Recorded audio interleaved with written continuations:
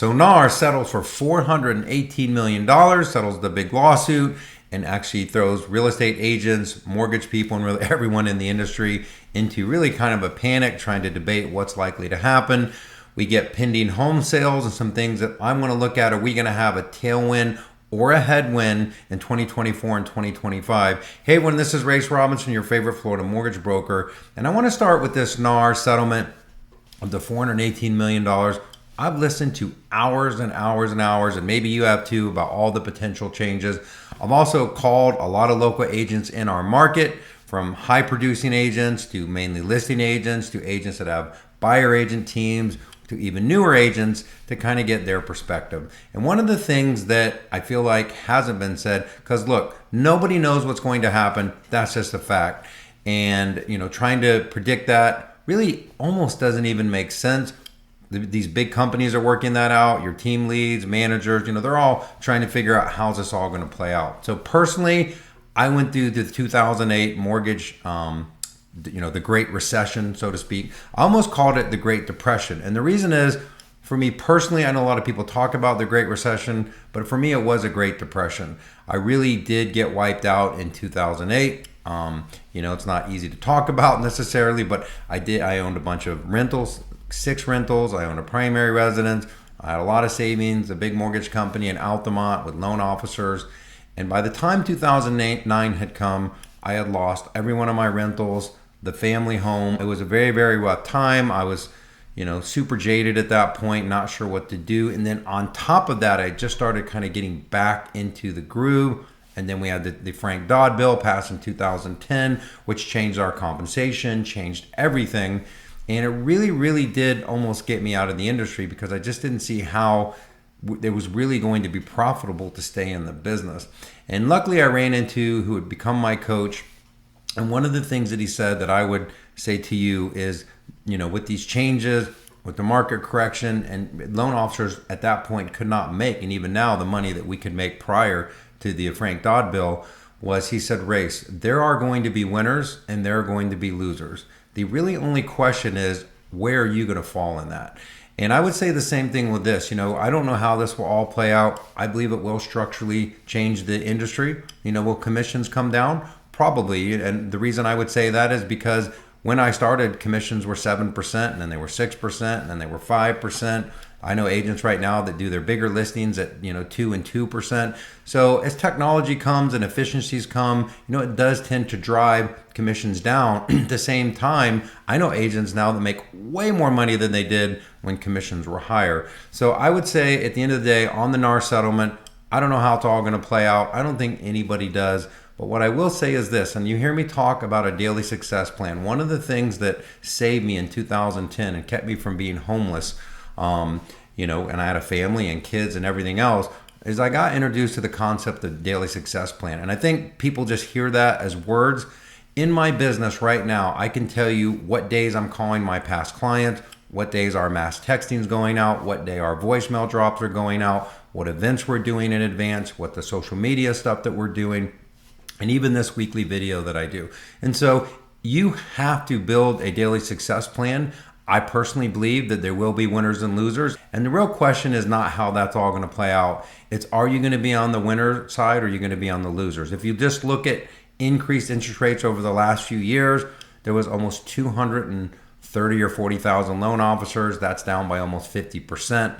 And that's counted by someone that does 1 loan a year. Real estate agents, I've had many talks over the years who said, I don't make phone calls, I don't like doing this, I don't like doing that. But whatever it is that you like doing, you better be doing it on a daily success plan or some type of plan, because at this point going forward, I believe that there will be less agents, just like there's less loan officers when rates get higher. And I think there'll be a lot of opportunity for the agents to stay in the business. Personally, I went through my own Great Depression. I don't think it's going to be like that, but I think agents are going to have to up their game. I think that they're going to, negotiating skills and willing to make phone calls and do some of these things, I think are going to become the new normal. And again, I think the best question to ask is, what can I be doing right now to make sure I'm one of the winners? Anyways, that's my thoughts on NAR. We'll see how it all plays out over time.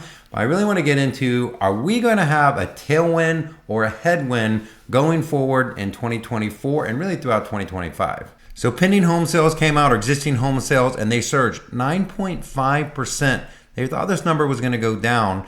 And at the same time, median existing home sales price elevated again 5.7%. I really like this chart here from the St. Louis Fed, and this is existing home sales. And you can see, I've talked about this in lots of videos, we were close to 5 million, 4.8 million or so in transactions. I think higher than that, actually. We're close to 6 million in the peak when the market was booming with really low rates. And then now we fell all the way down to under 4 million. And what do you see here? Really, the market's starting to shoot back up. And now we're back over 4 million transactions to 4.3 million transactions. And at the same time, existing home sales, even with the Fed's best effort, really increasing rates to 8%, we really just kind of flattened out, right? The market, these are seasonally adjusted, really did not see, even nationally, any major, declines in the median. I mean, it definitely did go down in some areas. Here in Central Florida, it stayed fairly strong, but even nationally, kind of really hanging really right in this range here, and now starting to move back up. And then rates, I like to look at them, let's for a second every week, 8%, kind of been bouncing around in this mid 7 range, and we did go under 7% again. And the reason is the Fed was really dovish in their last statement. They still have 3 rate cuts on the potential schedule throughout this year. That's what the market is pricing in.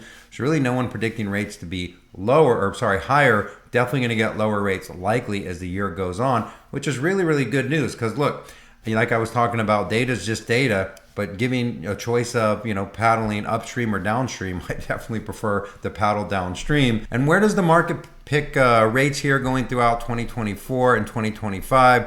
I thought this was a great chart here from Mortgage Bankers Association, Fannie Mae, and Wells Fargo. 6.6 by the end of the second quarter, and this is 2024 down to 2025. You can see by the end of the year, 6.4, 6.1, and 6.2%. And then by the end of 2025, 5.5%, 6%, and 5.8%. Which means, in my opinion, that is a heck of a tailwind. Transactions, they're saying, could be over 7 million over the next few years.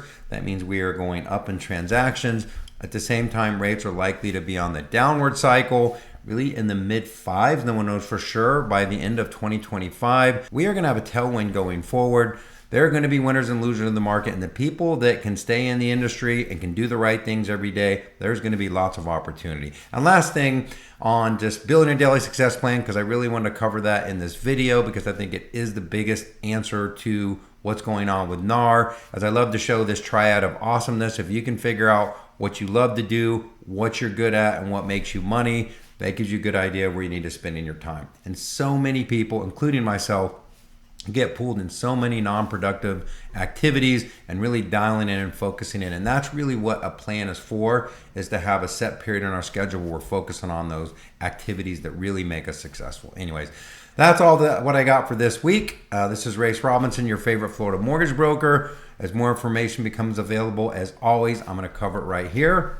Have a great day, great week. I'll talk to you soon.